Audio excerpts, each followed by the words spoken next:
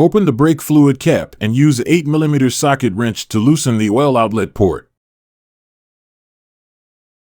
Connect a hose to the oil outlet port and insert the other side of the hose into a container.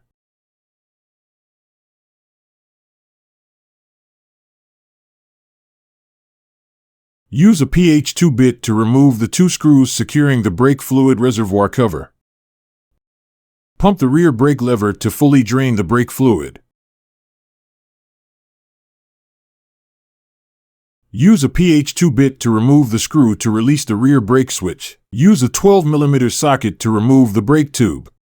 Use a H5 bit to remove the 2 screws securing the rear brake master cylinder.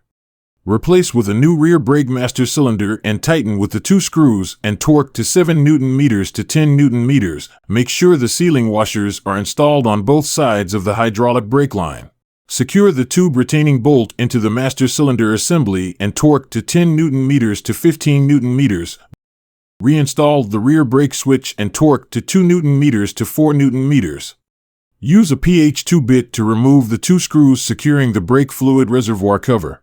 Hand tight the bleeder screw and then add brake fluid to the reservoir.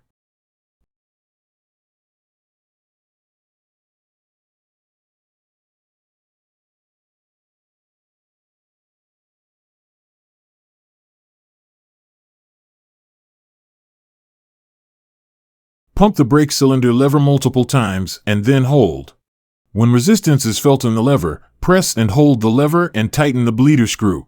Continue to pump the lever until resistance is felt while holding it. Open the bleeder screw to relieve pressure and release trapped air in the system. Tighten the bleeder screw, torque to 3 Nm to 5 Nm.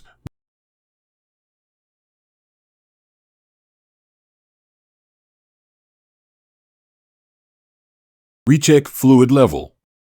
Do not let fluid in the reservoir run dry.